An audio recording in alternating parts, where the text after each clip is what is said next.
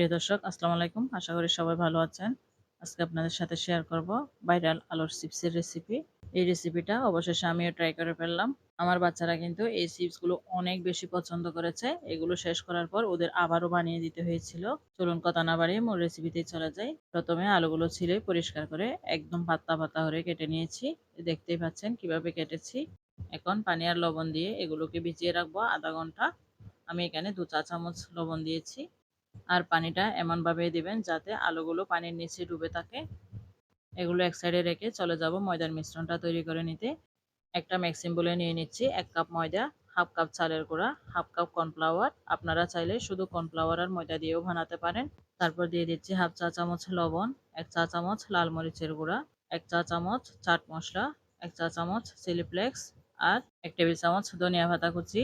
Chilli ফ্লেক্সটা একটু spicy করার জন্য দিয়েছি, আর চাট মশলা দিলে খুব ভালো একটা টেস্ট আসে। এগুলো হাতের কাছে থাকলে দিবেন, না থাকলে স্কিপ করতে পারেন। এখন শুকনো উপকরণগুলো একটু মিক্স করার পর পানি অ্যাড করে দিচ্ছি আর হ্যান্ড উইচের সাহায্যে পাতলা করে একটা মিশ্রণ তৈরি করে নিচ্ছি।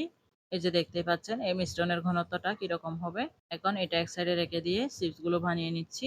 আধা ঘন্টা পর দেখেন আলুগুলো নরম হয়ে গেছে। এখন এভাবে ভাঁজ দিয়ে দিয়ে আমি কাঠি দিয়ে গেঁথে নিচ্ছি। সবার কাছে তো দোকানের কেনা স্টিক থাকে না, তাই আজকে আমি নারকেল পাতার শলা দিয়ে চিপসগুলো বানিয়ে দেখাবো। আপনারা এই শলাগুলো আপনাদের পছন্দ মতো সাইজ করে কেটে নেবেন। তারপর একটা একটা আলুকে এভাবে ভাঁজ দিয়ে গেঁথে নেবেন। এই যে দেখেন আমি কিভাবে করেছি এই কাজটা। একটা হয়ে গেছে, আমি আপনাদেরকে আরেকটা করে দেখাচ্ছি। যে ছোট ছোট স্লাইসগুলো আছে এগুলোকে আমি জাস্ট দুটা ভাঁজ দিয়ে করব। এই যে দেখতেই পাচ্ছেন দুইটা ভাঁজ দিয়ে করে নিয়েছি। আর একদম ছোটগুলো যেগুলো আছে সেগুলোকে ফেলে না দিয়ে এভাবে জাস্ট গেঁথে নিয়েছি। এই যে দেখতে পাচ্ছেন আমি সবগুলো চিপস বানিয়ে নিয়েছি। এখন এগুলোর গায়ে যে ময়দার মিশ্রণ তৈরি করে রেখেছিলাম এগুলো লাগিয়ে নেব। এই যে দেখতে পাচ্ছেন একটা চামচের সাহায্যে আমি ভালোভাবে ময়দার মিশ্রণ লাগিয়ে নিচ্ছি। এমন ভাবে লাগাবেন যাতে সবখানে ভালোভাবে লাগে। আর একটু জাগিয়ে নিলাম যাতে এক্সট্রা ময়দাগুলো পড়ে যায়। আমি আগে থেকে চুলায় তেল গরম করে রেখেছিলাম, ওইখানে এক একটা করে ছেড়ে দিচ্ছি। আর চুলার আঁচ রেখেছি মিডিয়ামে। আমি ফার্স্ট ও লাস্ট মিডিয়াম আছে চিপসগুলো ভেজে নিব। আমার এই কড়াইতে নাড়তে অসুবিধা হচ্ছে, তাই আমি আরেকটা বড় কড়াইতে ট্রান্সফার করে নিয়েছি। এখন এগুলো উল্টে পাল্টে ভেজে নিব। বেশি তাড়াহুড়ো করতে যাবেন না, এতে ক্রিস্পি হবে না। ক্রিস্পি না হলে খেতে একদম ভালো লাগবে না। আরেকটা কথা, এগুলো কিন্তু একটু বেশি তেলেই ভাজতে হবে, না হলে ভালোভাবে ফ্রাই হবে না। আপনারা আপনাদের বাচ্চাদেরকে বাইরের চিপস না দিয়ে এভাবে বাসায় চিপস বানিয়ে দিতে পারেন। এগুলো কিন্তু বাচ্চারা অনেক বেশি পছন্দ করে। দেখেন কত সুন্দর একটা কালার চলে এসছে। এগুলো ভাজা হয়ে গেছে, এখন এগুলো আমি উঠিয়ে নিচ্ছি। এভাবে আমি সবগুলো চিপস ভেজে নিয়েছি। এই যে দেখতেই পাচ্ছেন, দেখে কিন্তু অনেকটা লোভনীয় দেখাচ্ছে।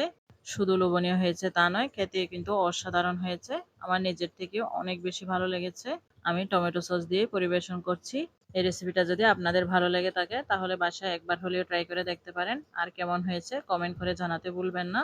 এরকম নিত্য নতুন সহজ রেসিপি পাওয়ার জন্য আমার পেজ ফলো দিয়ে রাখবেন আর চ্যানেল সাবস্ক্রাইব করে রাখবেন। এই চিপসগুলো কতটা ক্রিস্পি হয়েছে আমি আপনাদেরকে সাউন্ডটা শোনাচ্ছি।